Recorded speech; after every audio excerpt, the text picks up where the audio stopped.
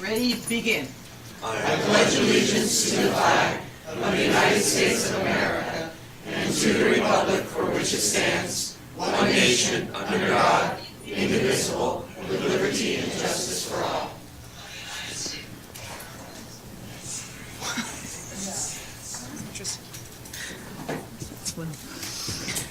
Okay, thank you for coming, everybody. This is a kind of a cool opportunity to have the dialogue that needs to be had many, many years ago or months ago or however you want to look at it. So let me open the public participation.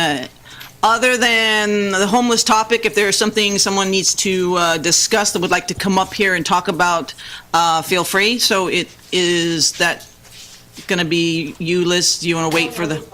Okay, fair enough. Okay. Anybody who wishes to speak on anything other than homeless?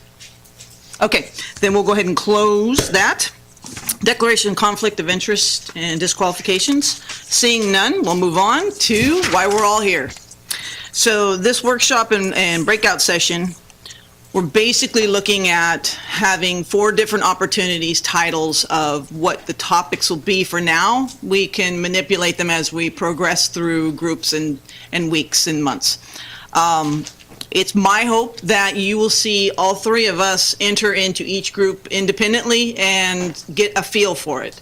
And that organically the community will be able to tell us what the problems are and what they see as solutions. We'll bring it back to us and have staff be able to look at it from a standpoint of viability of financing or whatever, and so that we can really start to make some differences for the people that we're talking about today. Mr. City Manager, do you have some things?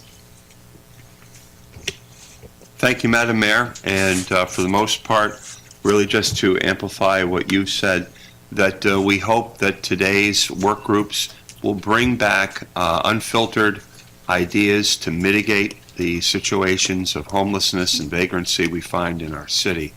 I think all of us are familiar with the challenges we face, and the most productive use of the time we have together will be to brainstorm those kind of one-sentence bullet points that you can prioritize, report back to the council at the end of this, and then the city staff can further develop them, analyze their feasibility and their impact, and that we would be able to have another meeting like this one where those reports can be brought to council and the public can extend that discussion. So we're going to have city staff member present for each of the work groups. They are not there to police or monitor or offer opinions. They're really there to make sure everybody gets a chance to speak, that the results are recorded, that the work group chooses one from among their number to come up and kind of present things. So we're kind of entry-level facilitators for this, and we're not trying to bias the results or tilt the direction. We're just there to help the work group participants find their voice in this. And we look forward to learning from the folks who are here, and we look forward to supporting council. And I would note that Marin Pitt will be ready, before we go into the work groups, to make the PowerPoint presentation that will help maybe facilitate some of the discussion, but also prepare members of council to consider scheduled matter A, which is shelter crisis declaration. We thought we would put that up front, so everybody can benefit from it. Right. And we would move forward. And so, Madam Mayor, I'm out. Great, thank you so much. I was hoping our supervisor, Vito Chiesa, had somebody here to represent and give a little spiel on the handouts. If you didn't grab one, you came in early and I put them up afterwards. It looks without color, sorry. California Homeless Coordinating and Financing. That's right. And what I'm going to do is, I'm so good at this, I'm going to introduce our CEO, Jody Hayes. Outstanding. Who has been living this for a long time. So this is Lahalia Maddox had spoken to the League of Cities, CSAC, and it was just a little primer. You can actually read it. I'll have Jody talk about some other things, but it talks about how the money's going to flow and what money's going to be available. So from the county today, we had the CEO, Jody Hayes, here. Standing in front, we have Kathy Harwell in red. She's the director of our community services agency. And then we have Ruben Imperial back by, wave your hand, Ruben, back there, who will be participating. And I don't know what his exact title is, but he handles pretty much everything focused on prevention, and he's a deputy CEO. So with that, Jody. Thank you.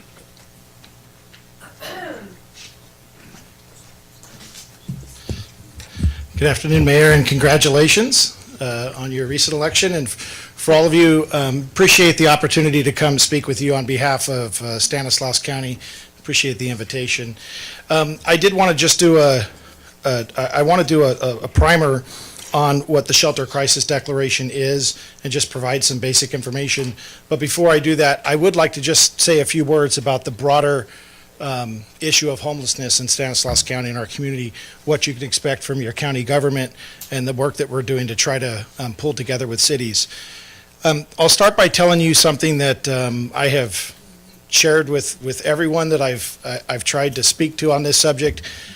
We get a lot of feedback. There's not a day that goes by that we are not receiving feedback from our communities, from the other elected officials in the community, directly on this issue. This is, I have said multiple times, there are two major issues in our community right now. Our water fight, which doesn't involve every single person, on a daily basis, but this issue of homelessness is right up there.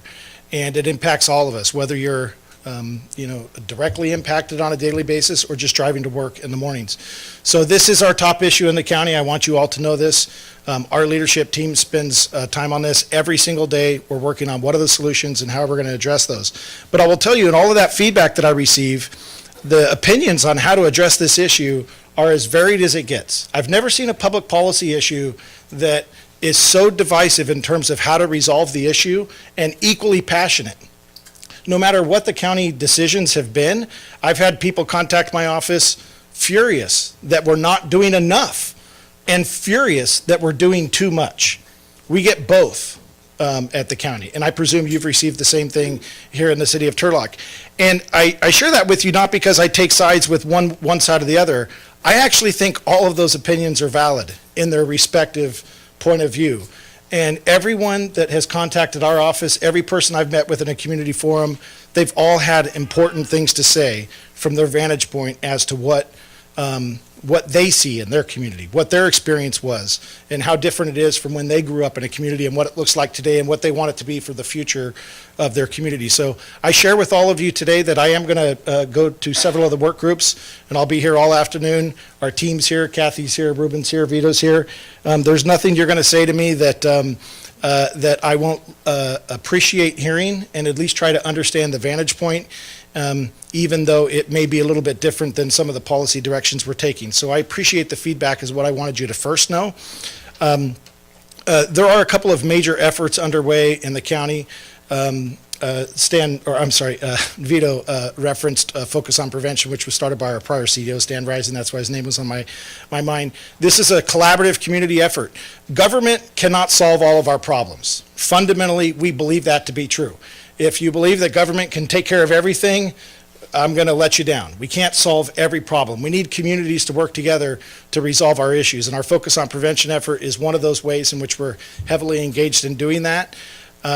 One of the exciting initiatives that you're going to see come forward in 2019 and early, by next month, we're going to be working on this issue, is we have convened a work group of city managers as well as other community members to say, how can we design a system to address this issue? There's a famous quote that I think is very pertinent here. When you divide responsibility, nobody is responsible. And people want to know who's responsible for these issues. And the truth is, right now, that responsibility is divided across the entire community in 100 different pieces, and it's because of the way these issues are funded. The funding streams all come from different locations. We get funding from a little pot of money here, a big pot of money here, and then 15 other medium-sized pots of money. And they all have their own requirements, they all have their own restrictions. So then how do you pull all of that together to get one common strategy to how to address these issues? It's not organically designed to solve the problem. So we have put ourselves to a challenge in working with our key community leaders, not just government, to say, if you designed a system to resolve this issue, given these funding streams, we can't change the cards that were dealt between federal and state programs. So if you had a way to do that, what would it look like? And the answer that the feedback that we've received from this group is we need one governance structure for how to oversee this that goes beyond just county government or city governments. So what you're going to see come forward is a proposal for a new governance structure for what we call our county community system of care. And that is the body that will be responsible for the strategy and the vision and the implementation and the outcomes for all things homelessness in Stanislaus County. Not just Modesto, not just Turlock, Ceres, Patterson, Riverbank, and others. It's going to be one governance structure. And on that governance structure, the county will serve on equal footing with all of our other cities. We'll have a representative from the County Board of Supervisors. We're going to ask, most of the cities have expressed an interest in having someone on that team. So you'll have a representative from the city of Turlock, Ceres, Modesto, someone from the East County out in Riverbank or Oakdale, someone from the West County out in Patterson or Newman. We're all going to come to the table, but not just county government folks or government representatives. We're going to bring representatives from Focus on Prevention, so we're going to have non-government representatives, probably individuals from the business community that have been key leaders in these issues, are going to come to the table with us as well as leadership from our community system of care, nonprofits, community-based organizations. We're trying to create a place where we can all come together, we could pull all these various funding streams into one pot, and we can say, what are the best strategies to deal with this? Let's all row the same direction. If we're going different directions, we're never going to be successful. So we have to create one vision with one strategy, one implementation system, and ultimately one report card to the community. You shouldn't have to look more than one location to find out how we're doing in terms of our success. And if we're not successful, we have to change what we're doing. And I could tell you what I told the Board of Supervisors yesterday. Anything we do and any of these risks that we take and every action we take has risks associated with it. But any of them, if they're not successful, they must change. So I share that with you because there is hope on the horizon in terms of strategic alignment of where we're going and where this community is going together. We expect a strong partnership with all of the cities, including the city of Turlock, as we move forward. And we look forward to you sitting side by side with us solving this issue on a community-wide basis. I know one of the questions specifically for today for council is consideration of the a shelter crisis declaration. The state of California has made significant funding available to deal with issues of homelessness.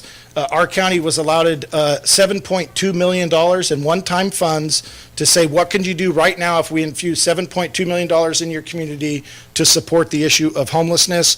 In order to access those funds, they have requested, and I know you have staff that will advise you on these things, but just generically, I will share with you that in order to access these funds, they have required each jurisdiction that may utilize those funds to declare a shelter crisis in your community. The Board of Supervisors took that matter up yesterday and approved it in the unincorporated areas, which then allows us to access funds on behalf of the county. But we've also requested each city do the same thing. Every city in the county has been at least scheduled to hear this matter. I can't tell you they're all going to approve it, but every city has at least been scheduled to hear it. And what's going to happen with that $7.2 million, it's going to come very, very quickly. Our application is due at the end of this month, which is why we need to get these shelter crisis declarations done. If they're not done by the end of this month, then you're out of the running for any of these funds in the community, so it does have to be done in December. We're going to submit our application materials. I do want to recognize Kathy Harwells, our Community Services Agency Director. She oversees our social services programs here. Her department is taking the lead on this issue, and she's our technical expert on how we're going to pull the funds in, and then we're going to disperse them in several broad categories. We have $5 million tentatively set aside for infrastructure.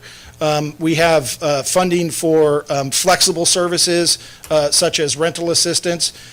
We have allocated about $1 million for the potential youth navigation center. Those folks that are either underage or under the age of 24, I think is the population we're looking at. They have unique needs. They're different. They're just, many of them have been foster children who never had an opportunity in life to get that first foot forward. So we have a different navigation process for the youth population. Those funds are going to flow quickly. They will be here within the next few months. So Our job is to get organized and to be ready and to make actionable decisions that will at least attempt to serve this issue in the community. The county's job is to bring our resources to bear. So you have the county organization, you have our engagement teams. The one thing that we have been able to do very well is to build outreach and engagement teams that go out in the community and connect with homeless individuals and try to get them connected to service. What we need from cities is we need you to help guide us on where you want those services provided. What are the locations that work best for you? Who are the community partners that are going to help support the process the best for you? And then how can the county come alongside and support that process? We're only successful if we do this together. If we don't do this together, we're guaranteed failure. Okay. So with that, I'll take any questions that you might have, but that was my whole spiel. We'll just open it to the public as well, but from you guys, anything specific you wanted to ask? Thank you so much for doing that. Anybody? Yes, Julie? Yes. So the money that you get, the $7 million, goes to the county, and then what's the administrative percentage does that stay with the county, the 5% of the $7 million? Okay, so the questions are, where does the money flow in, and if there's administrative money, does the county stick with that? Now, Yeah. in terms of prevention, there's currently administrative costs, and they're being, who's getting? He's repeating on it this time. current project too. Okay. Where are those administrative costs going? Okay, so there is a planned allocation of 5% for administrative. We haven't decided how to spend that money yet. It does take staff in order to direct and support this process. When I just talked about creating a new structure where we pull our governments along with the private sector together to focus on community strategies, we're going to have some staff come in to support that effort.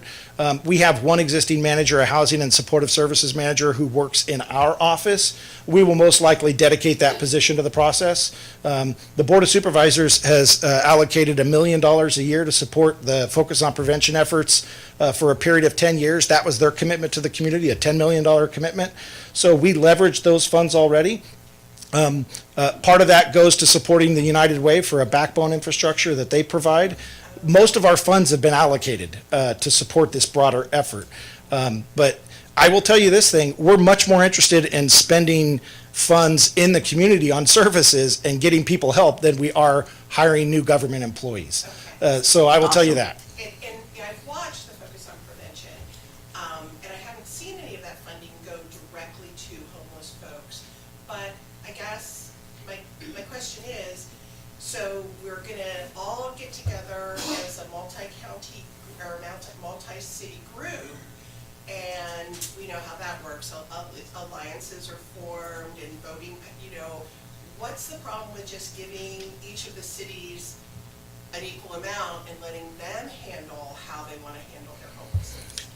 So the question is, what's wrong with just allowing each city a chunk of the thing and then work your own solution? If the cities want, go ahead. Because a lot of what we've seen from focus on prevention is pretty Modesto-centric. So it's not that we don't support ending homelessness in Modesto. Everyone certainly does. It's just that the solutions for Modesto may be far different than the solutions for Turlock. Yeah. So in answer to your question, if this broader governance structure wanted to divide up the funding in that respect, we would respect that. We actually think that we all need one common strategy. That doesn't mean a single solution for every community. Every community is different, and we recognize that. But in terms of strategy about what we're trying to accomplish, and how we report out our results, we do see us all coming together like that. If the cities and this governance structure want to divide things up just based on community population or homeless point in time counts, that'll be a proposal they can bring together. I do want to comment on just a couple of things that you mentioned, though. We actually have allocated direct funding out of the Focus on Prevention program for some real important direct services in our community. I will tell you, Patterson has done a really good job. For those of you who are kind of interested in what a good model might look like, look to Patterson for a smaller level city. It works for them. We have dedicated funding out of there to support improvements in their facilities. Turlock's a little bit larger, but you guys have actually done some very good things. You're ahead of the curve from some other cities your size. That's our reflection on what's happening in Turlock. We think you're poised to do some very good things quickly. Just on Tuesday, the Board of Supervisors approved some additional funding to support efforts in Turlock. We were told, and I'll just tell you how quick these things happen. I think last Wednesday or Thursday, someone called and told us, hey, they need another $25,000 immediately to support some kind of expansion efforts down in Turlock doing something. So we immediately put it in our board item within 24 hours, and by Tuesday, Supervisor Casey and the rest of the Board of Supervisors approved it, and so we have some additional funding. It's not a ton of money, but that's what we were told Turlock needed immediately, so we put it on, the board approved it, and we'll hopefully get that money flowing down to Turlock as soon as possible. Outstanding. Okay, any other questions before we get started? Yes, actually, Molly, I apologize. Can you kind of come up here? I've been having Jody do all the replay of the questions. Thank you.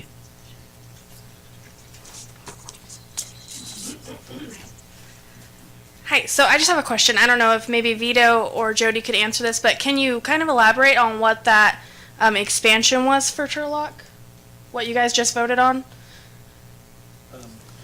Everybody's looking around the room. Marin's got it. Oh, Maren, Here thank we you go. very much. She may have been the one that called. It was her turn up next. So one of the collaborative efforts, so the county actually reached out to the city of Turlock when they had the issue under the underpass, knowing full well that there's a good chance that some of those folks will end up within the city limits. That did happen, and as a result of that, Gospel Mission, in a response to the city's request, opened up the day center as a warming center overnight. They're averaging between 25 and 30 folks. 7 or 8 of them each night are coming from We Care, that We Care has no space. But there's another 20 or so who haven't sought services, and it's a perfect opportunity to start to engage those folks. So it was actually in response to basically opening up Turlock Gospel Mission's day center as an overnight warming center. And so we really appreciate the county's quick action on that item. Liz, if you want to go on up, Liz, you've got a card here anyway, so we'll check. All right, here we go. Well, I just wanted to say something about that, because they open up the day center when they leave the emergency center, because they're allowed to sleep there, the women, and then you have the we. But then they get up at 7:30 in the morning, they have to be out of the center, and they go to that day center. I mean, just really think about it. If you're sitting there all day with your kids, or with no kids, or just you, sitting on a table like this, and then you're getting that breakfast, but you're not doing anything. Come on, all day, no TV, no games, nobody going over there and saying, hey, let's do this, or let's have a drug program, or let's do something, than just have them sit there and look at each other all day. And then they have to be out of there by 3, and then they have to be into the other program by 4. You know, and it's sad, because here you have even the missions, you have that beautiful kitchen in there, and I don't understand that. They're eating in that day center, and it's awful in there. It's awful. It needs to be cleaned up. They don't get to eat their lunch or their breakfast at the missions when they have that commercial, big, beautiful kitchen in there. People, other churches and other people go and bring food cooked over there to the missions, where we could be cooking the food there, or even teaching the homeless, because they love to cook too. Hey, you know what? Let's all get together and let's one at a time. They want to do something. They want to feel human. So that might be either a prevention and job work group or But still, community? you're having which he's talking about, the mission being Sure. open, and then Saturdays Right. and Sundays it's closed. Right, and that's part of what we're going to do with these workshops, is find out what's working and what needs to be actually more modernized to work. So one of those two groups looks like you're going to definitely be a part of. Oh yeah, we need to really do something. I'm willing to help. Excellent. Because even I'm letting you know, I was homeless, and in Santa Clara County, it wasn't like this. I've never seen anything like this. You're going to help Even us. over there, they give you a homeless card, and you go over there, they slide it, and they have things, resumes, this, that. Excellent. And they keep contact with you. They know who you are. They know who's homeless, who's not, and what needs. Like, I might need mental health. Somebody else might need this. These are good. And this brought me from the bottom to owning my houses and getting a job, training me and moving me ahead in life. And we're thankful you're here because you're going to help us get this right. Thank you so much for that. Marion, I believe that puts you right where you're going to leeway in this, and we'll get back to you, Jason, I promise.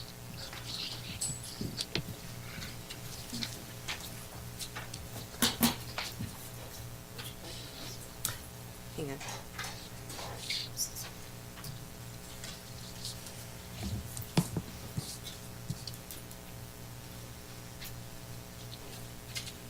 Thanks, Stace. So, good afternoon, Mayor and Council. This was a presentation to sort of key up and provide some basic information with regard to the homeless shelter declaration. But I wanted to start a little bit, and Jody covered a little bit of what I wanted to talk about, but just some basic facts about homelessness.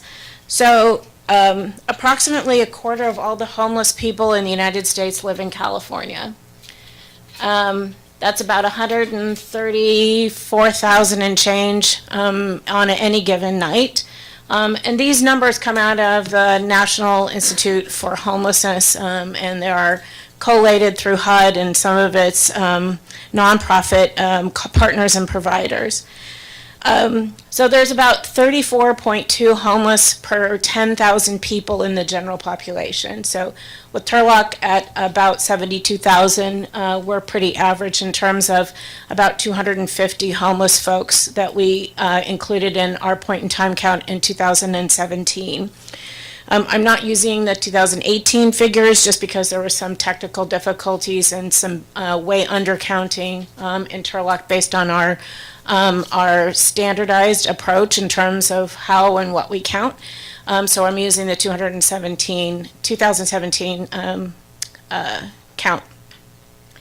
The contributing factors that cause homelessness include such things as lack of affordable housing, drug and alcohol addiction, and mental illness, as well as some other outliers, but those are the three largest sort of components, and they can be any combination of those as well.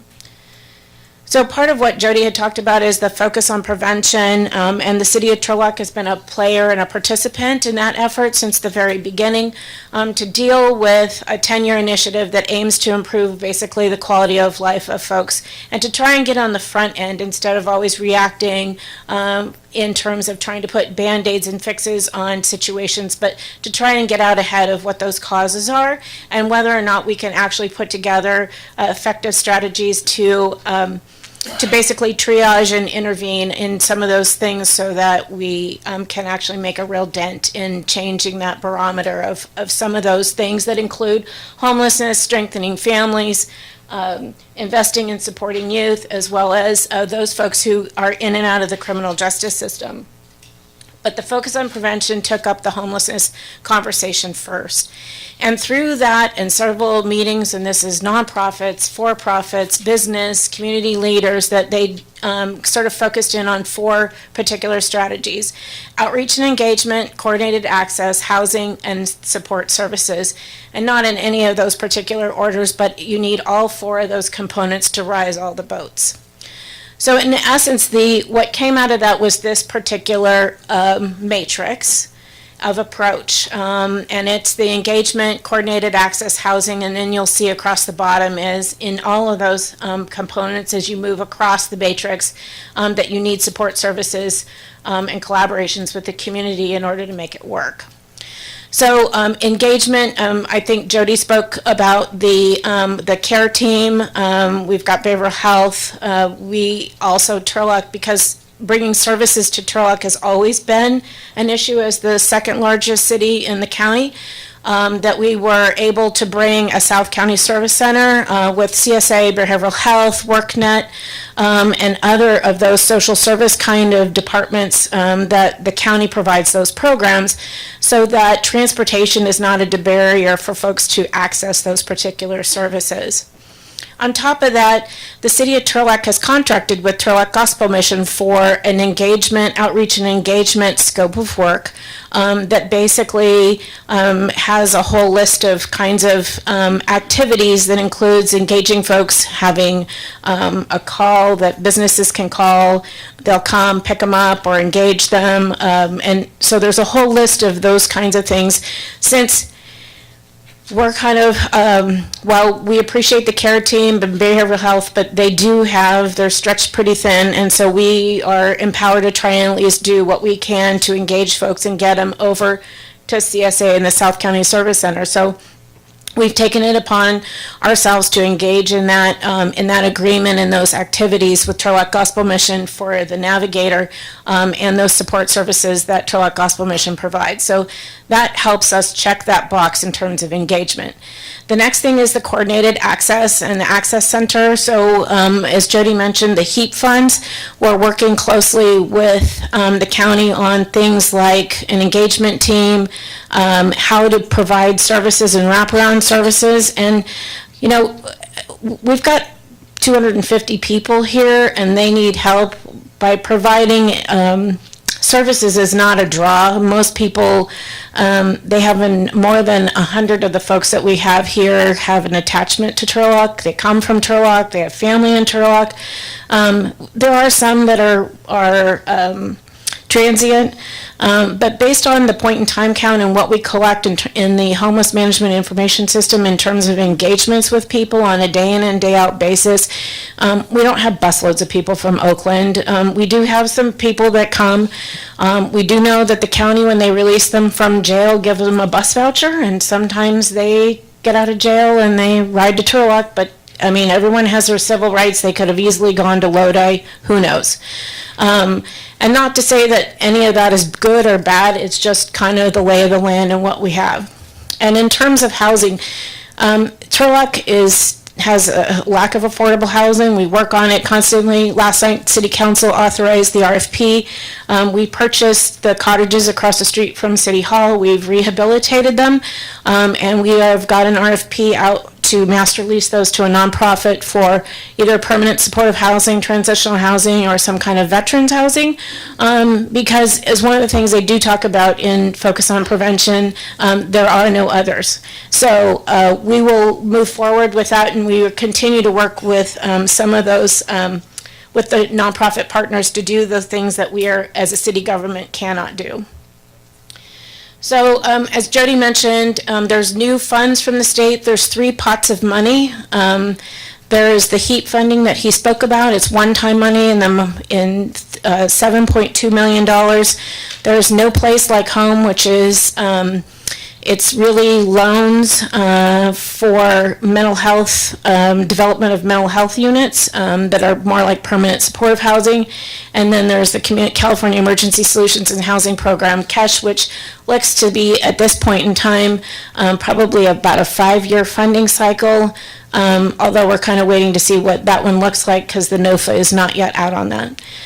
We will take those funds and then add those to the other federal funds that we currently receive, which is just the Community Development Block Grant Funds, Home Funds, Emergency Shelter Solutions Grant Funds, that comes both through the county and the Continuum of Care, and then EFSP, which is Emergency Food and Shelter Program, and that kind of speaks to kind of all the different kinds of pots of money that Jody was talking about of trying to align all of these. The City of Modesto, Turlock, and Stanislaus County are all entitlements for those federal funds, and that we actually have made some decisions to collectively begin our HUD planning processes on a long-term basis where there's a much higher level of collaboration and alignment in how those funds are programmed and ultimately how they're spent. However, you still have the accountability by each entitlement to report back to your and do engagement with your own particular jurisdiction. So these are the pots of money on the left-hand side. For the shelter declaration is the 7.236 and change, and part of that is based on the point in time count of 6 million, and then another 1.2 based on our homeless population, and then. There was the shelter declarations, as Jody mentioned, have been asked of all of the cities within Stanislaus County, and that's kind of the calendar when all of them will be or have been heard. And then, so what does this mean for Turlock? Well, it allows us, under a shelter declaration, to access some of those funds for homeless prevention and services, a potential access center, and additional shelter beds. If we've got almost 30 people in a warming center, that would suggest that we could easily take on additional 30 or so beds that would be definitely in need and utilized. And then the development of permanent supporting housing for individuals. So what we know in working with this population is the longer that someone is homeless, the more that there is a need for permanent supportive housing. And basically that's services to keep them on that right track that Ms. Padilla spoke about, that you just can't provide somebody a roof and a set of keys and think that they're going to be successful. And the longer they're out on the street, the harder that concept to put into reality is. So the No Place Like Home is another pot of money. We kind of go over all of that, but it is basically for mental health, to acquire, design, construct, and rehabilitate permanent supportive housing units. And so we'll be working with the county to kind of identify some opportunities that will work for Turlock, and that will be able to provide mental health beds with permanent supportive housing. This is something we don't have any of, and what we do know in our Turlock homeless population is that we do have folks who have some significant mental health challenges. So lastly, through CDBG, the city has rehabilitated the bathrooms at the men's shelter for We Care to help enhance their ability to serve.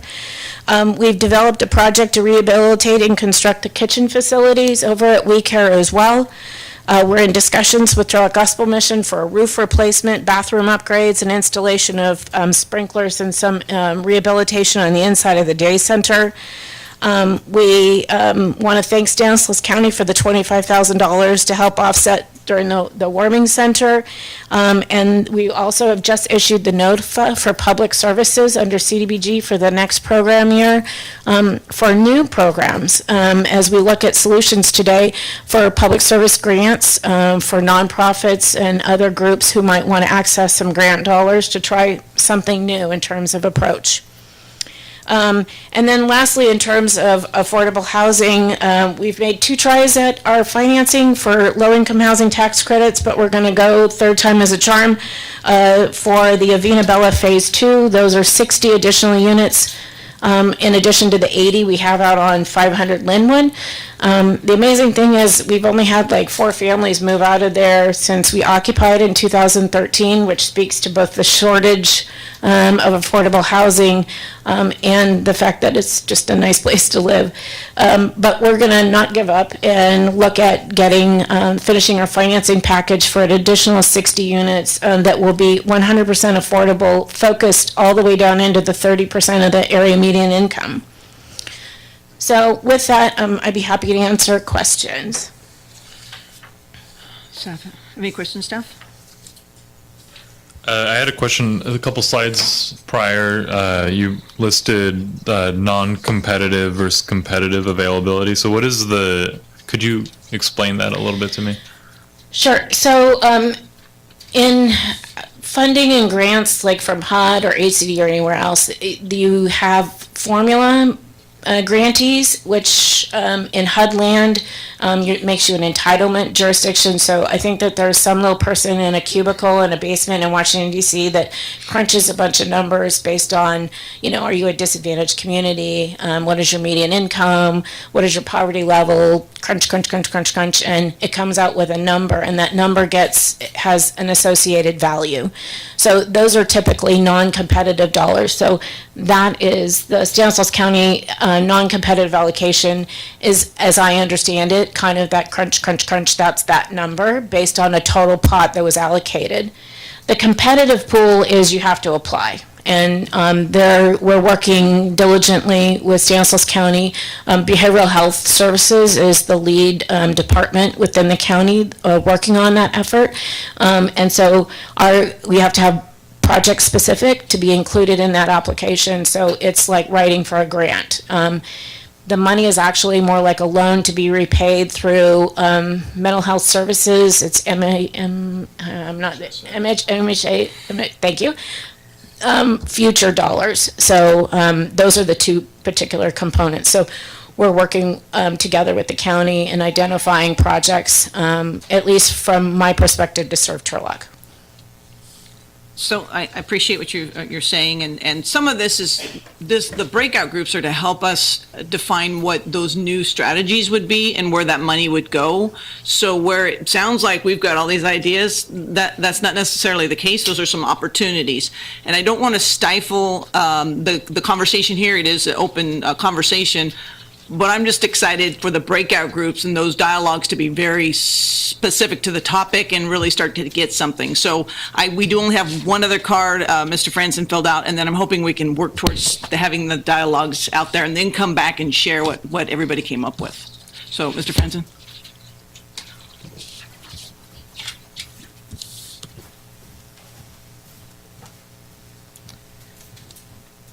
So in the Stanislaus County report that was handed out, I think, to some people that got a copy, it has a 2018 point in time where it was a total of 1,284 questionnaires. And in that, it showed that in what city, county did you live in when you first became homeless? And there's a list of cities, and the city of Modesto has 540. So I think they're about, 3 times our population or so. Then you go to Turlock, and it says 81. So this is sort of the data that we'd been asking for months to talk in our own community groups that we had going on about 6 months ago. And we really didn't get the data from our own community. And I even heard that something's off from 2017 of how we did our surveys, or in 2018. But we keep hearing the number 250. But here I'm seeing that the people surveyed out of the whole county too, so that's not even people that were here. And my whole point is, are we seeing people, our own people, go homeless and not helping them? This would actually show that there are not as many people as we have in our population. So a lot of people are trying to say that all of these people are from Turlock, or a lot of them are, but this is out of the whole county surveyed, I guess, and there's almost about 1,300 people. Again, 81 people from Turlock supposedly were the ones that said they went homeless from that city. Now, that's also not all in 1 year. So there could be someone that has been on the streets for 10 years, or 10 people could have been from last year. So what do we really need? I also saw on the slide that it said that we are supposedly average, not using our actual numbers though, so we're using, for some reason, another year's number. So if we're average, is that a crisis? Is that an emergency? And if we're meeting our beds that we need exactly, I mean, it would be like saying everything I want, does it all get covered? Is that the benchmark to cover according to this? And this is without implementing strategies to hopefully help and prevent. So I hope we're not setting ourselves up to fail. I don't want to expect more homeless people. I don't want to expect for our plans to not work if that's what we're doing. So it seems counterintuitive and counterproductive to say not take money, to not say that we have an issue. But we're saying we have issues. But according to the data, I'm just using their own survey, it doesn't seem that we are the issue. And also, see, in this, it says that it says reported issues accessing services, and the largest line was 480 people said lack of transportation. And the issues that are reported, one of the largest ones was severe mental illness. You have the largest one with substance use disorder, post-traumatic stress disorder. So unless Turlock is going to have some sort of like state-of-the-art facilities, or we're going to do it on our own, and I don't believe we have the population to do it. Usually you see these kind of services in the metropolitan areas where they have a larger population, a larger funding pool, and it's also closer to these centers that we're going to do. So if we only have 81 people that reported going homeless from Turlock, we see that the largest issues being reported related to why someone's going homeless are services we don't really offer and we're not going to be expected to, I don't believe. It'd be a bigger city. And that we see the lack of transportation as the number one issue accessing services. How are we making Turlock to be this sort of a center for the homeless services? Whereas, and I do see on our plan that we're going to work on job prevention or jobs and prevention and actually helping the people that we have here currently. So food, shelter, clothing. But other than that, I just want everyone to consider for the plan that these are the numbers we're working with, not what people are talking about. And that may seem very different than saying we want everything and we want it here in Turlock versus we consolidate with the county, which happens to have a lot of services in Modesto. So we could be creating more problems. If transportation is a problem, why are we putting it way out here in Turlock versus up in county in Modesto? So thank you very much. I want everything. Mary, just recap real quick. So, sure. So I appreciate Mr. Franzen's data crunching. I will admit to you that prior to 2015, you only had to really sort of check the box that you did a homeless count. It wasn't what the number was. The Continuum of Care did a count every other year. It was led by the Housing Authority. It was led by the same people every year, and they kind of had it down. Last year, it was now we are going every year. The Continuum of Care had a whole new group of people who were involved in the count. Probably were way in over their head. Well-intentioned, but in terms of a defendable strategy to come up with a legitimate number, no. So I will tell you that because that's important, actually I am serving as the operations section chief. We're going to actually use ICS. So we have Kyle DeJesus from the CAO's office who's operating as the incident commander. We have everybody mapped. We're actually taking the strategy from Turlock and actually getting it, applying it countywide. The number for Turlock last year, since we have followed the same thing, we were promised volunteers to come down from Modesto to help us finish counting. We'd already identified all the folks where they were being. We know that we missed probably 50 to 60 folks last year that we never got them counted. We know where it went wrong. I've made that really clear with Mr. Franzen that don't look at the 2018 numbers, they're not accurate.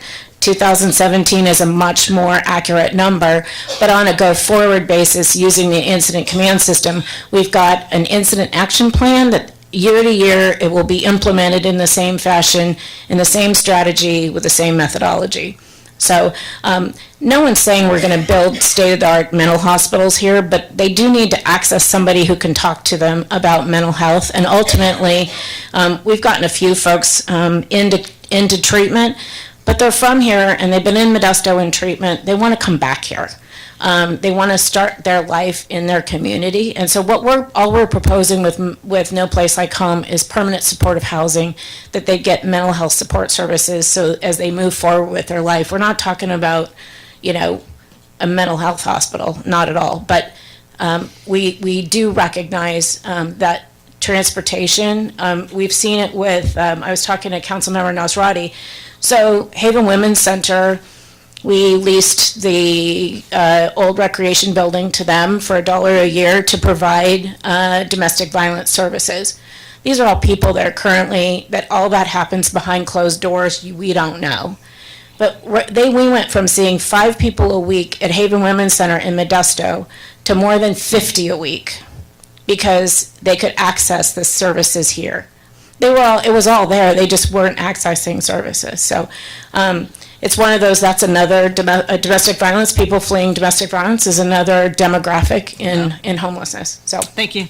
So, again, I'm totally excited about these breakout groups. I'm not trying to stifle this, and I know this topic is really a heartfelt one. But being mindful that I asked you, please, give yourself 2 hours to start to bite into this. If we could just kind of describe which room and which group, and hopefully if you see, like if you have a passion for two and you see one group's a little bit smaller, help us out so we can kind of get your ideas in there too. Who's going to advise, or are you just going to post it? Okay, and then we're going to come back right at 4 o'clock, and there's going to be, in each group, we're hoping you'll have a citizen in the group help kind of be the spokesperson, find out of all the ideas, kind of give us the top 3 that you think are the ones that are just everybody was really all embracing. Bring it back, give a little spiel, and then we can have staff talk about it a little later, and then we'll come back for the vote as well regarding our declaration of a shelter crisis. So if you all help me out, and we'll see you back here at 4 o'clock, and go into your perspective, whichever area you like. I'm sorry, yes? So it's just a generality. When it was bathrooms and business, he's asking what that was. That was Downtown Association was asking about everybody's being fed, and that then you have issues with it processes through you. Where do they go? So it's kind of a downtown specific, but I'm sure it's actually anywhere. Okay, thank you.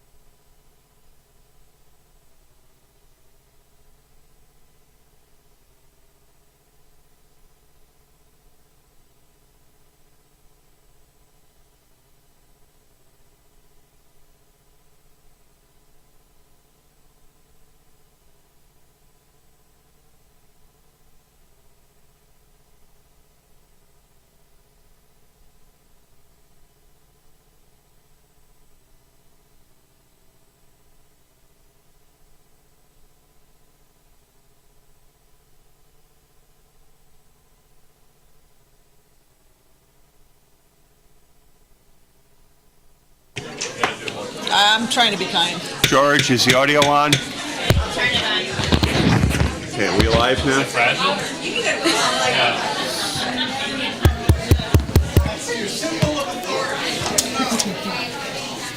I don't do a good door knock either.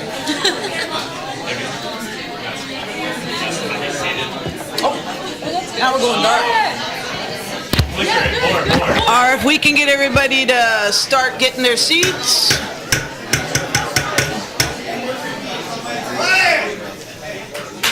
Dr. Strom, look at you. All right, if we can get everybody to get back to their seats, love it. All right. Could you?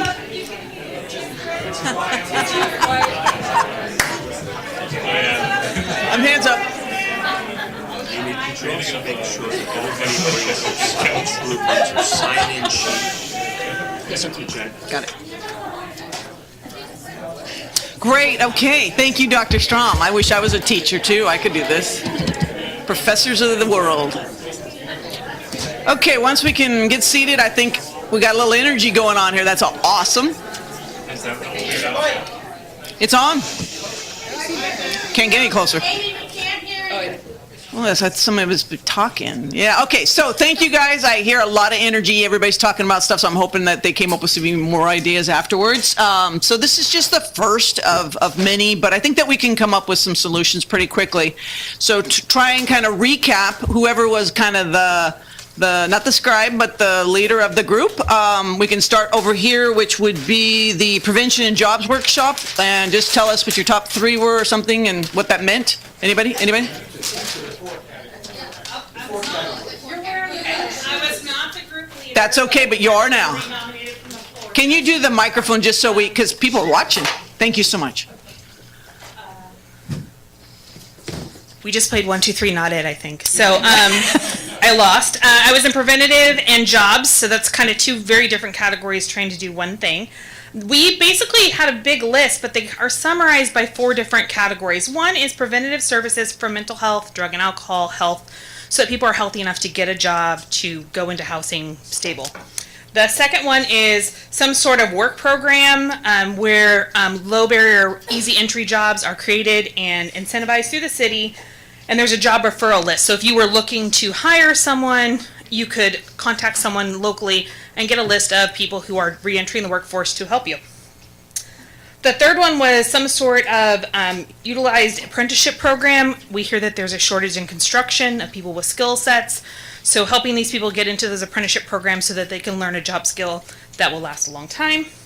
And the last one was more resource center type single entry services where people can go and get help with getting jobs, social work needs, anything that they have that they're trying to address if they don't know where to go, because currently there's several small shelters, so this would give them one place during the day that's always open. Outstanding. Thank you for doing that and being the one that was standing when the music stopped. So we'll go to item 2, bathroom and business. Who's going to jump up? Pam, good for you. Look at that. And Molly. We're going to team it. Oh, that's awesome. So ours is in the black. I'm going to move it because I can't read it. Thank you, Chief.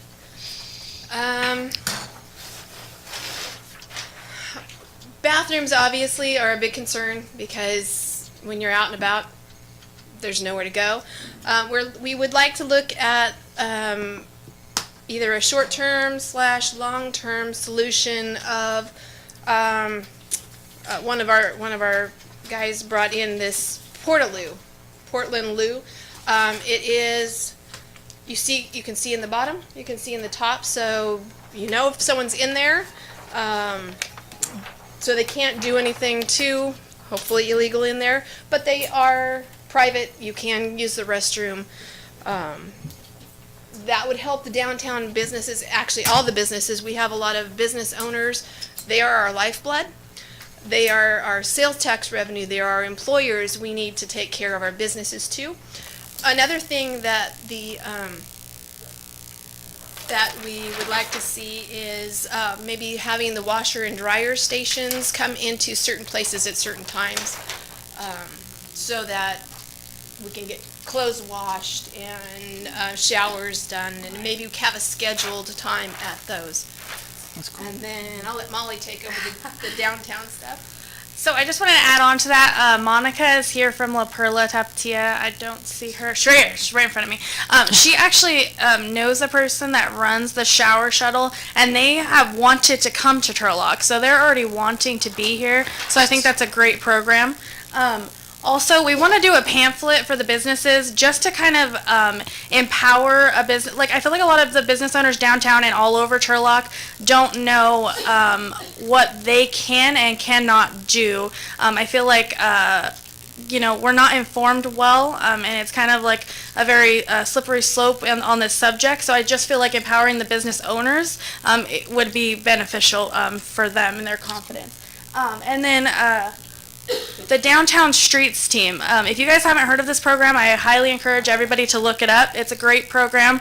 I went to the County Board of Supervisors meeting a few months ago, and Gary was there actually, and he was talking about the program as well as the person that runs the program. And it basically employs homeless to work in their community, and they get stipends basically for different things. So it's an incentive program for them to do good around their community, and it just gives them a little bit of pride in what they're doing. So if you haven't seen that program, I highly encourage everyone to look that up. That was our time. Great, thank you guys, that's awesome. The third one, we're gonna go community engagement workshop. Anybody? Allison, thank you.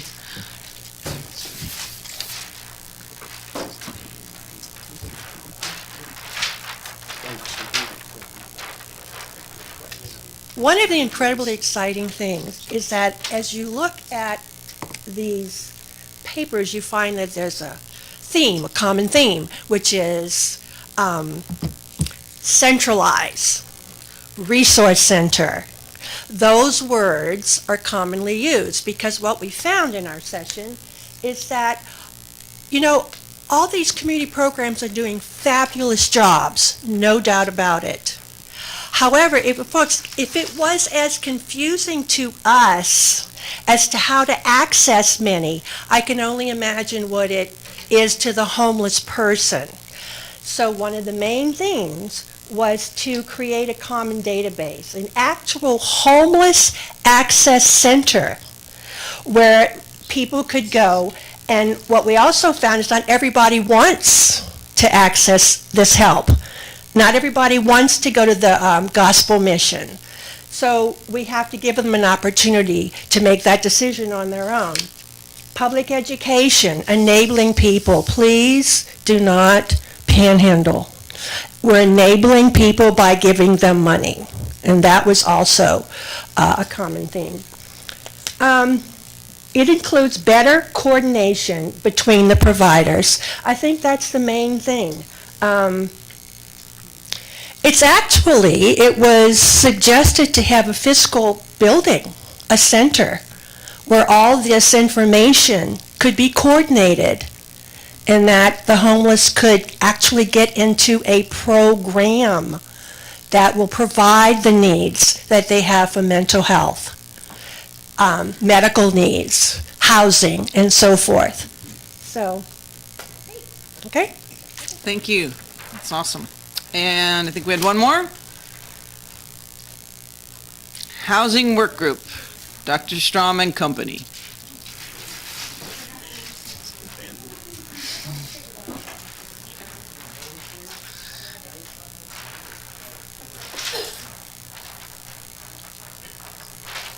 Hi. It's my first meeting too. Thank you. Okay. too. We recognize that there is an immediate need for housing, but there's also a long-term need.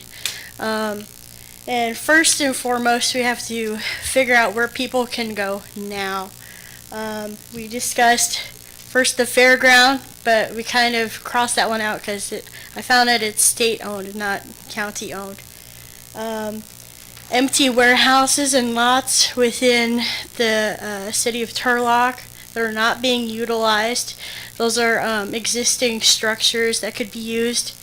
Also, seeing if the Salvation Army would work with the city of Turlock to temporarily give people shelter. because they already have like bathrooms and facilities that are already in place. One big thing that people tossed around was the idea of a large tent.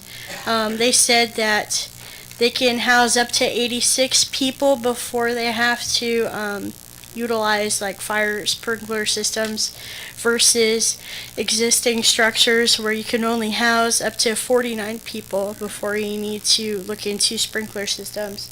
Okay, let's see. Talking about emergency shelters for 0 to 6 months. I guess that's like how long that they have to stay in there? No, that'd be immediate, like we would start there and then from there we'd move to.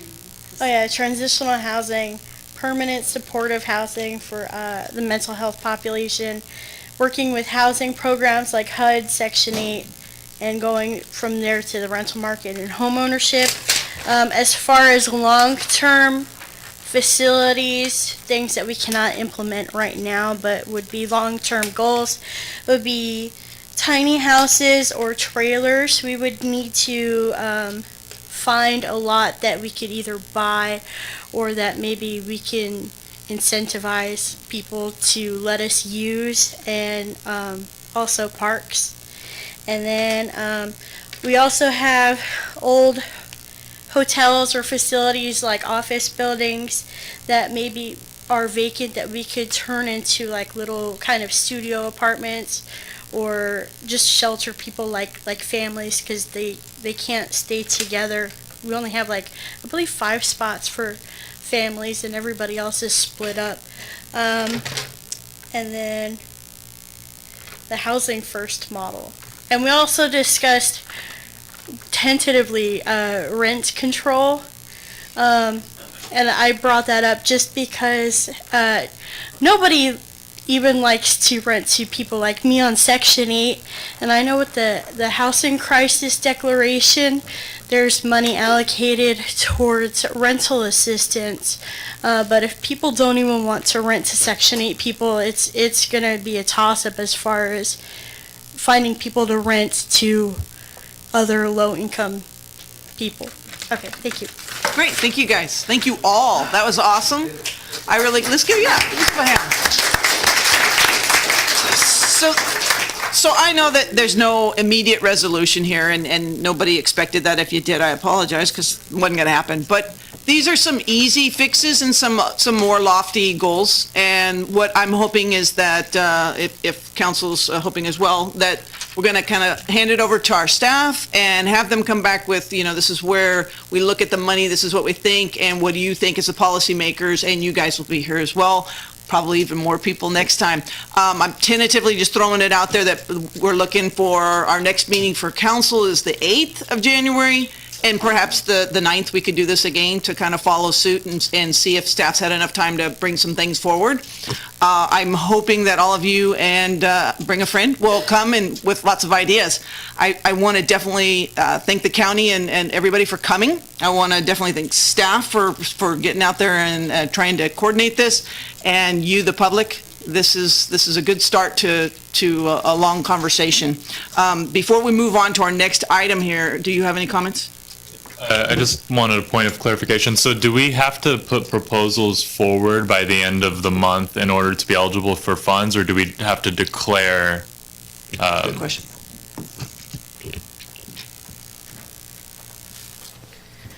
So what we're asking today is for council to consider approving the declaration in order for us to access those HEAP dollars.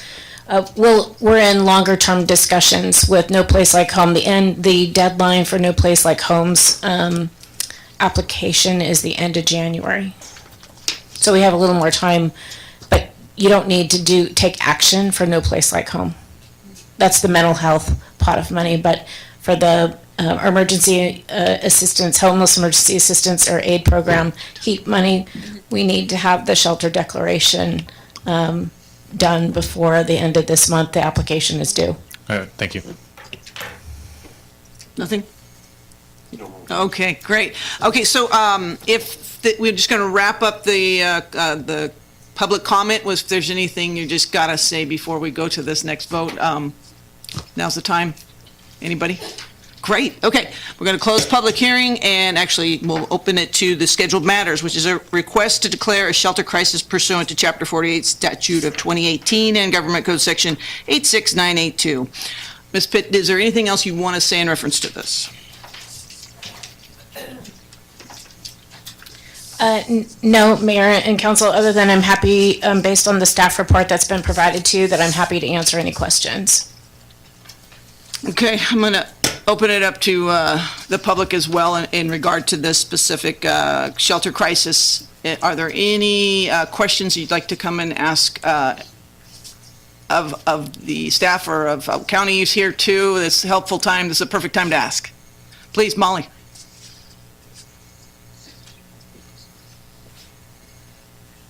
So I just had a question first, then a comment.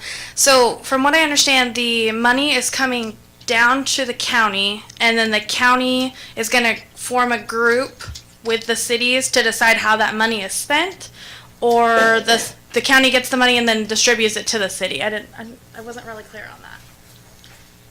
Yeah, Molly, so the county and the Community Services Agency is actually the lead entity within the county that is the administrative entity to manage the dollars. So the money will come to the city of Turlock, to the county, and then we discussed those four pots of funding options. So one of them is the $5 million for infrastructure. There's $200,000 for administrative overhead, and then $1 million for youth services. And it can be, we haven't defined any further than that, other than those particular pots of money. So $5 million for infrastructure, $1 million for youth services, and then $1 million in flex funding to do things like rental assistance, first and last to get somebody into a thing, kind of like the old homeless prevention and rapid rehousing dollars. But we've only defined the pots, the three pots of money. And then I just had a question for Christian as well. I'm just wondering how many beds are available at the Gospel Mission. I know that We Care is full, and I know that the Gospel Mission only takes women and children, if I'm not mistaken, but I'm just wondering how many beds are still available there.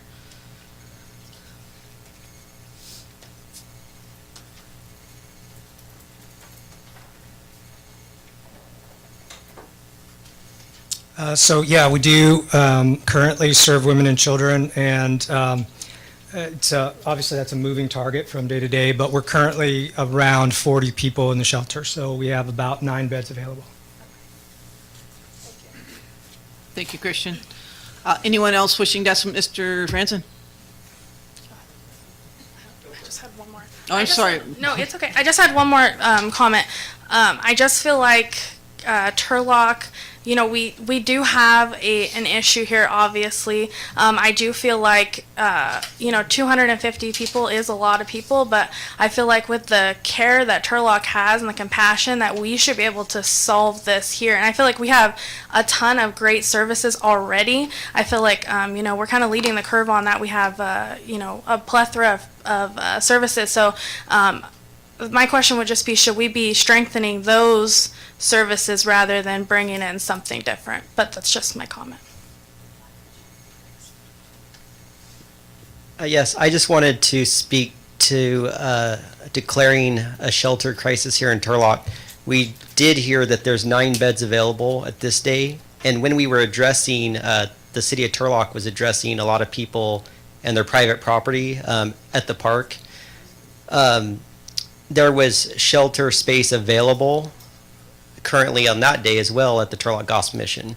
So, and then also when I was using the data, I was actually using the 250 people, even though the data 2018 said 81 went homeless from Turlock, but the 250 people, which is being used as our data point, was still average. I just want to be careful at this because I'm looking at a bigger picture as well, which is our branding. So if you're going to go out and do a national recruitment for industries in our industrial park, if we're trying to make the news and Google search results and we're going to say we have a shelter crisis, then I think that will affect some people's outlook on Turlock. And again, I think, just like Molly said, I think that we have enough here, and it looks like we're already meeting needs, and that we still have beds available. So I'm not sure. Now, I do know that there's funds, and people just want funds. I mean, anytime you hear funds, it's like, we want some. And you can put it to certain programs, and I think that that would be fine. But again, I don't want to say that Turlock has a shelter crisis to do it, and I guess that's up to your discretion. But that would be my concern, and I think that we're average by those numbers. I think we're above average, though, comparatively. And I think that Modesto and Stanislaus County has a lot of the services where those funds need to be spent. Thank you. Thank you. I just want to clarify that the Housing Community Development Department has made this a requirement of all 258 cities and 58 counties in California in order to access funds. So if you Google any city, if you want to access these funds, you'll have however many of the 258 cities will have declared the crisis. So I just want to clarify. Dr. Strong? Thank you very much for putting this meeting together. I really appreciate it. I appreciate all the input that I saw today. It makes me feel really good that we actually are a kind, compassionate group of people. I mean, we came out here 2:30 in the afternoon. People showed up because we all do care about this. And so I just really want to speak out in support of the declaration of a shelter crisis. I think that that will open up funds, and it again will show that we care about even the most vulnerable amongst us. They're not invisible. They're visible to us. We care, and we want to make sure that we find a path for those people that's productive, healthy, and filled with self-fulfillment. Thanks. Thank you. Tony?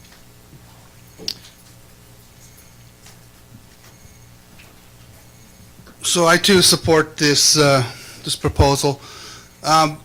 Prior to leaving, though, I think the education piece and the community outreach piece that I would like to see addressed leaving here is for the immediate future, like tonight, tomorrow, whatever, in the next week. Basically, in regards to the Boise, Idaho decision and what's Turlock, the city of Turlock's position on that officially, because we are going to have people sleeping in the parks and in public places. What is our official position that we can actually relay to the community so we're all on the same page? Mr. Sanchez, I'm sure you can remark on that. Absolutely. I think the police chief and our office have worked together in order to come up with a position. Definitely with the Boise case, it is clear that you cannot criminalize folks for sleeping in public places such as the park. I think the police department has been very careful to balance kind of the real life situation out there as well when it comes to what happens when folks are just not sleeping, but also bringing in tents, bringing in property, having encampments at the park. I think the city has worked together with folks as far as storage of property on the parks regarding tents. The police department has worked with the people out there, with the individuals. The truth is, it gets cold at night. Folks may be putting up tents, etc. During the day, though, parks are meant to be parks. But I know that our chief has worked very heavily on this issue. Chief, if you want to have a comment, but as far as legally goes, the Boise case did say you can't criminalize folks for sleeping in public areas. Yes. So the police department enforces the laws. We don't make the laws. That's societal. However, when courts make decisions, they make decisions on a question that's placed in front of them, and they do not look at the totality of the consequences of that decision. So, as our city attorney, Mr. Sanchez, has remarked, sleeping is a human function, period. You cannot criminalize it. The police department is enforcing the erection of structures on our parks, but we're doing that in the spirit of the law as it is the letter of the law. And what that means is we take into consideration quite a few factors, whether it's Broadway Park or any one of our parks, is what is the temperature outside, what is the condition. The officers are having a hard time because it is very hurtful for their heart to see another human being suffer. But we have to weigh the totality of the factors for our community, public safety, and the individuals that are impacted. So the answer is not so easy and so black and white as people would wish it to be. The officers take into consideration a multitude of things. Sleeping is not illegal. They're not arresting them for being in the park after hours if they are considered to be individuals who have fallen under no homes. You know, homelessness, it's not an individual. It's what has come to an individual that has caused them to be without a home for whatever reason. So if that individual is homeless and they're determined to be so, we're not going to be citing them for sleeping in the parks. However, if you're in a park after hours and you don't fall into those categories, you shouldn't be in the park and you're going to be asked to leave. And we've had a 99.9%. I mean, I think we've cited 2 people within a year for being in a park. So we're enforcing the spirit of the law. We're not making people come out into the harsh weather. However, when the weather clears, it's daylight, you must remove the erected fixtures in the parks. That's not going to be allowed. Hopefully I answered it. Thank you, Chief. I'm sorry, you've waited a long time. Your turn. I'm sorry, Please. we're all here, so. Good. Just very quickly, I'm sorry. I know it was addressed that the main issues for homelessness was mental abuse, or mental illness, I'm sorry, and drug abuse. There's been a lot of wonderful brainstorming here that's been done today, but I haven't heard that being addressed. I hear of how we can use this money if you guys do declare this shelter crisis, which personally I'm not in favor of, but I know that I'm a small voice. But you know, if you do use this money, I would implore you that you would use it as well to have a factor in there to address mental illness and to address drug abuse. If not, the cycle's going to continue. We're going to see more homelessness come into our community, and that's all. Thank you. Thank you. Please.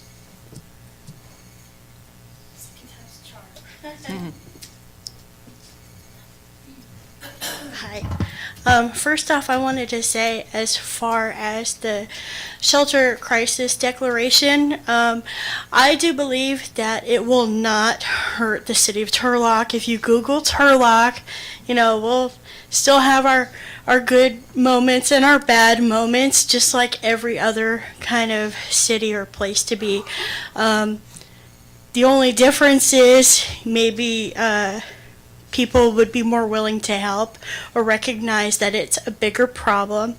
And I don't believe that it'll hurt city businesses either. You know, people still have to shop. And I don't think that declaring that there's a housing issue is going to hurt neighborhood businesses whatsoever.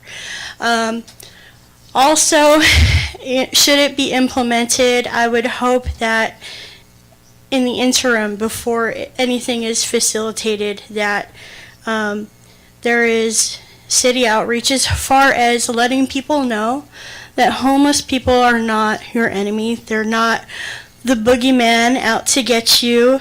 You don't have to see a homeless person and think, oh my God, are they going to knife me in the back today? A lot of these people are just struggling to exist. And if you're not out to help them as far as clothing or inviting them to dinner, which I do, then leave them alone, okay? Because these are just people that want to exist the same as anybody else, with autonomy, with the right to choose to be a human being and seek happiness in whatever way they see fit, so long as they're not hurting anybody else. So, thank you. Thank you. Yes. I'm First sorry, off- and if you could just state your name. So My name is Pam Franco. Thank you so much, Mayor, Council, for the opportunity to come together on this issue again. I think it was very productive. I think we've got a lot of great ideas, and I just wanted to say that I am in favor of this declaration because it opens up a lot of funding that we would not be able to get another way and otherwise. Thank you. Thank you. Yes, sir. Dan Tallman of the Turlock Downtown Property Association. I work with them. I'm not representing them. I'm representing an owner of some of the buildings. I think one of the things we need to be careful with is to not make it attractive for people to come here, to provide services that make additional clients come into the area. I think the addiction that was mentioned is extremely important. I think we need to survey these people and see what services do they want. Most of them, from what I understand, don't want services. And so we're trying to help people who don't want to be helped. So how do we really go about doing that? I don't know if additional funds help that, but I think we need to take that into consideration. Thank you. Thank you. So, Maren, if you wouldn't mind, a couple questions. So, if we were to pass this, that means we're building a homeless shelter?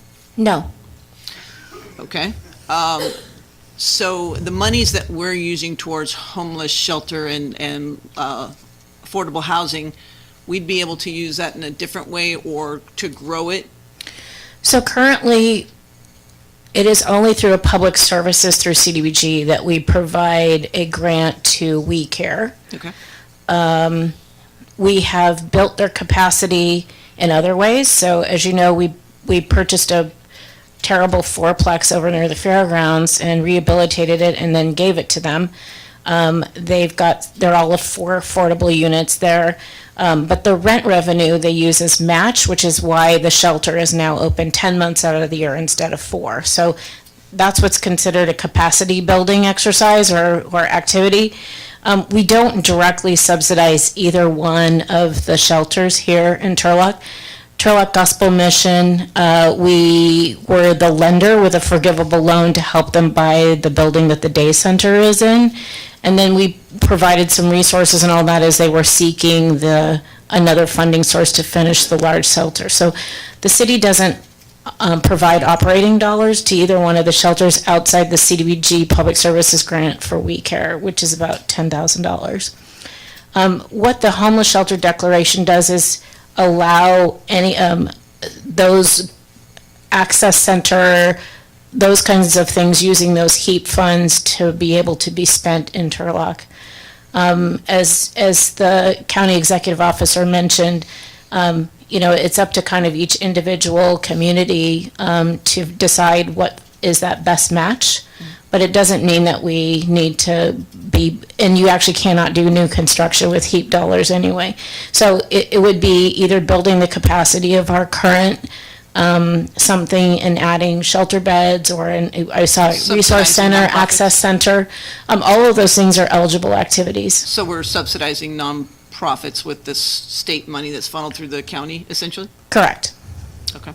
And it's intended to be, the one-time money is intended to be capacity building, kind of like what we did with fourplex over by the fairgrounds. You're building their capacity in order for them to be able to serve that need, not for the government to do it. Any other questions?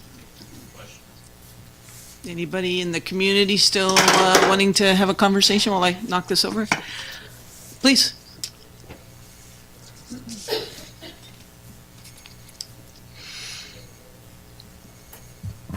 Kathy Dew, Turlock resident. The entire conversation that we've had today was really beneficial. I learned a lot. Thank you very much for organizing this. And I expressed this to you earlier, Madam Mayor, that I am glad we are confronting this head on. I want to see this problem solved. We have the ability and now we have the money to go forward. So please approve this declaration. And one thing that we didn't say today, I didn't hear it in any of the groups, it is homeless veterans.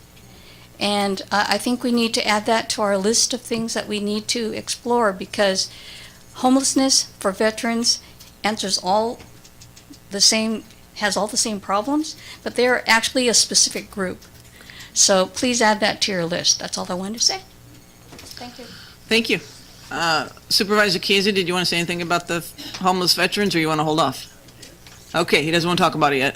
All right.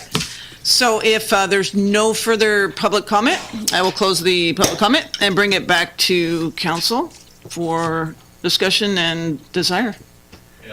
I just want to speak to some of the concern in the community about this vote being something that, Mr. Franson, you speak about it as us advertising our city as a center for homeless services. And I know that there is an attitude throughout our community and concern that adding capabilities to service these people enables the behavior. I don't think we back here want to support any services that is enabling these people that are suffering. Going into all of these different rooms, there is consensus that we want to help. We want those that have needs to be able to be serviced. And we've identified a lot of areas where there's shortcomings in financing to be able to make these things available to this community. I mean, just simple things, just like understanding what is available to the community is something that a room full of gainfully employed people was not able to answer. So we have shortcomings in messaging what's available to this community. We have shortcomings in transitional housing. We have shortcomings in rental offerings, 2% vacancy rent.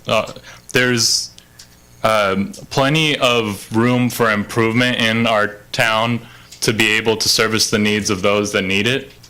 And additionally, to be able to understand the problem as it stands currently. There's things that we talked about to be able to increase our capacity to be able to understand this population, creating a centralized database where they could get these types of cards. These are all going to cost money that we currently do not have. And I don't want it to be perceived that us voting in favor of the shelter crisis is saying to the people around, come over here and we're going to give you free handouts, because that's not at all what this is. This is come to Turlock because we're a community that cares for those that need help. We've made it clear in this meeting that that's what we want to indicate, and any sort of actions that we move forward with as a city would be reflective of that message that the community is sending to us. There's disagreements in exactly how we're going to be moving forward. As the county has indicated, it's a very polarizing issue. But I think one of the things that will really enable us as a community to create progress on this front is to move forward as a unified front, to come together with the surrounding communities and say, this is a problem. California has acknowledged that this is a problem. Stanislaus County is acknowledging that this is a problem. From here, now we're saying, what are the strategies we're going to be going forward with to address this? And with all that in mind, I'm going to be voting in favor of this because I understand that we need the funding to be able to do anything for them. Any other comment? Sure. I think that just to echo some of Councilmember Nosrati's points, that this room being full and for the amount of time we've given to today, that we are a community that cares. And I would also add to that we are a community that cares, but we also understand that there are holes in the things that we can offer to this very vulnerable population in our city. And that's what we can come together to really achieve and find out how we can accomplish such a daunting task. And all the things we've listed and all the things we've talked about some people have dedicated their lives to this mission, and understand that there's resources that need to be obtained in order to really achieve the goals that we're trying to accomplish today and when we meet again and again and again. I'm also under the understanding that just because a local nonprofit has a handful of vacant beds, that does not mean that we don't have a problem. That means for that certain population that there maybe is reasons, there are certain parameters for funding, and I understand that, what can be allowed, what can't be allowed, and I totally understand that. But we have to really look at this as a very multifaceted issue, and if there's an opportunity where we can come together and fulfill a parameter that is also being fulfilled by multiple communities in our region in order to obtain these funds that are so desperately needed for our Central Valley, to the state, and to our city of Turlock, and that's something that community leaders, I'm not just talking about us three up here, us four, to you, all of you, and to everyone who's involved with this issue and is really stepping up to make sure that we can make real quantitative goals with qualitative solutions. And that's where things that, when it comes to black and white answers, there's some gray in that. We have to make sure that we can really acknowledge that and be prepared with resources. So that's kind of one of the biggest components as to why I will be supporting this. Thank you. And before I ask you to vote or take a motion here, I'd just like to say that this is one small way of us supporting those who are supporting the people that we're talking about, whichever it may be. If it's the homeless or it's somebody who just needs a job, there's going to be a group of people who are not going to want to be helped, and we'll deal with that. There's always going to be different portions of the world. So I want everyone to know that I'm yet still mindful of our residents and the issues that they have, quality of life issues that they have that may have come overlap with this issue, as well as our businesses. And so this is not just a focus, and this money is going to be toward one group, because there are business owners here and there are residents here who all will benefit from us having this funding. It's unfortunate that we're told, if you don't do this, if you don't sign this, you can't have this. The state of California took money from us from RDA funds years ago. It was supposed to be given back, promised to give back, and now they're giving it back, but with conditions that you have to sign this and you have to do that. It's state, it's bureaucracy, but this is one step towards doing something to help others. So with that, I'm looking for a motion. Motion. We have a motion by Councilmember Nastrati, and second by Councilmember Larson. Please read it back and call the roll. Declaring a shelter crisis pursuant to Chapter 48, Statutes of 2018 and Government Code Section 8698.2. Councilmember Nasrati? Yes. Councilmember Larson? Yes. Mayor Bublak? Yes, it'll pass 3-0. I thank everyone for coming here today. Also, just as a cautionary, we'll send out something. If all of you signed up, make sure you've signed up and we'll get it back. We're looking probably January 9th at 2 o'clock for another round of refining our efforts. Thank you for coming, and a motion to, okay, we got a motion and a second. All in favor of adjournment? Aye. Thank you. Thank you, everybody. Everybody on the back.